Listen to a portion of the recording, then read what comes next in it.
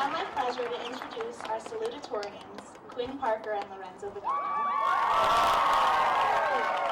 Quinn Parker is graduating with a 4.47 GPA. She has completed 9 AP and advanced courses, in addition to participating in the Envivolution Club and CSF. Quinn was also a member of the varsity soccer team and a 2-year captain of the track team, where she secured 7 state titles and numerous school records. Quinn will be traveling to the East Coast next year to attend Princeton University. Lorenzo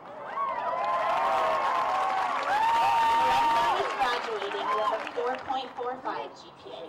He has completed 7 AP and advanced courses, 5 classes at Sierra College, and a course at Colorado College focusing on the biology of microorganisms. Lorenzo is also captain of the academic team. He traveled to Washington, D.C. with the Envivolution Club, and he interned at the Palo Alto Travel Medicine and Occupational Health Clinic in Sunnyvale. Next year, Lorenzo will travel to Cambridge, Massachusetts, and attend MIT to study biomedical engineering. Thank you, Quinn and Lorenzo. I congratulate you both on your academic achievements. Next, I would like to introduce our valedictorian, Becca Berelson. Becca Berelson graduated high school with a 4.53 GPA and will attend UC Berkeley as a Regents and Chancellor Scholar next year. She plans to major in media studies and sociology and minor in Spanish. She has taken 12 AP and Sierra College courses. Playing volleyball was a highlight of high school, as well as her involvement and presidency of the Envivolution Club. She is also proud of her current internship with Sierra Watershed Education Partnerships, an environmental nonprofit organization, and hopes to continue to educate and advocate for the environment during college. Congratulations, Rebecca.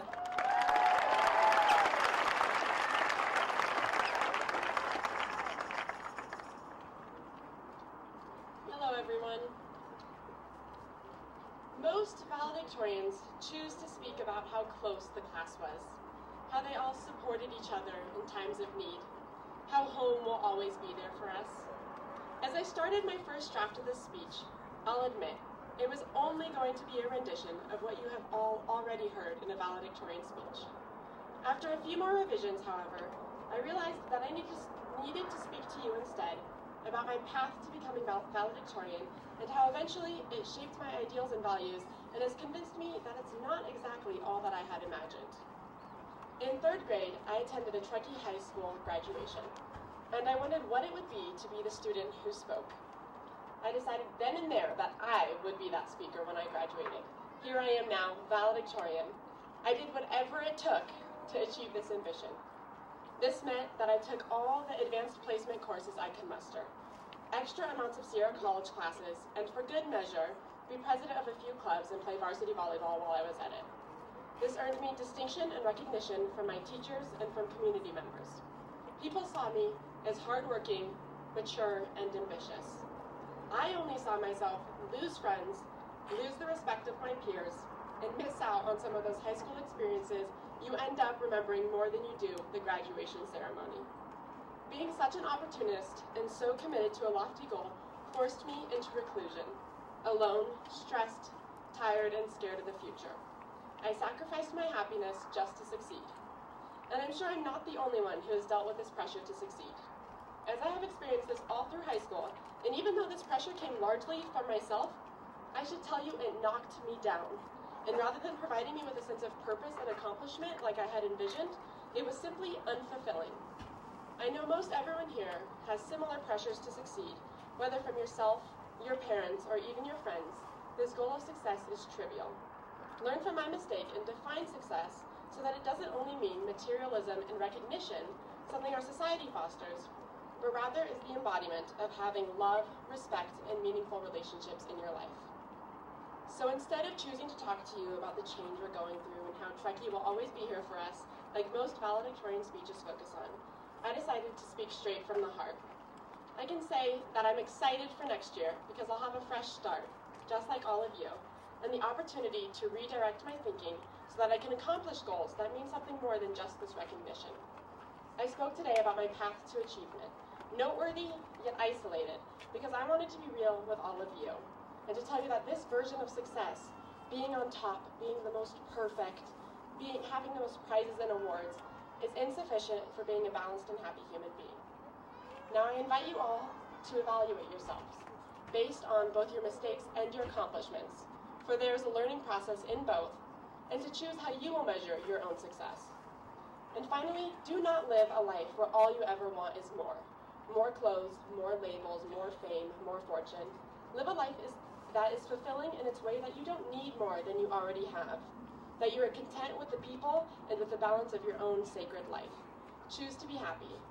These next years, my goals and aspirations will shape so that instead of climbing a ladder of achievement or only ever wishing for more, I will attempt to live a happy life where learning is important not for a grade's sake, but for its intriguing content, where relationships with loved ones will keep me rooted and sincere, and where the measure of my success is not being the best, but rather being happy. So here I am now. I put in countless hours of hard work so that I could fulfill my own version of success. And I have to say, it truly is bittersweet. I am proud of this, but honestly, I have to ask myself, if I could do high school all over again, would I have done it this way?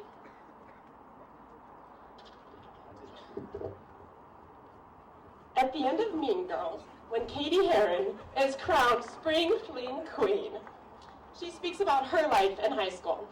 While her success was defined by popularity, and my success was defined by grade point average, we both realized that the effort towards these distinctions wasn't necessarily worth it. And like Katie, I have a crown.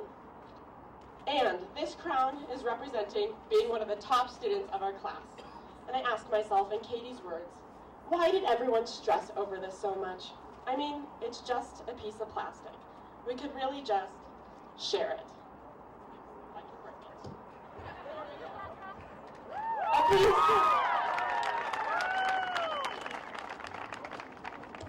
A piece for Lorenzo, for being one of the smartest and most caring humans I've ever met. You deserve this distinction. And there it is. And I got you another piece. And it fell. And for Quinn, for being so balanced and frankly for being so good at everything you try, you deserve a piece. I can pour it all over there. And Madison, for helping me with this idea of the Mean Girls thing, because who doesn't love Mean Girls? I miss you, Madison. Piece for Ginny for doing it her own way, and some pieces for everybody else. Thank you.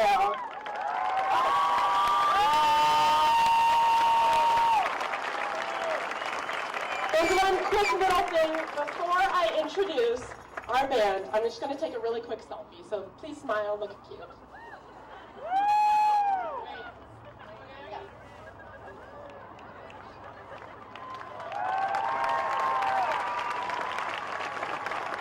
It is now my pleasure to introduce the Truckee High School Band, led by drum major Marcos Cota, playing Anything Goes.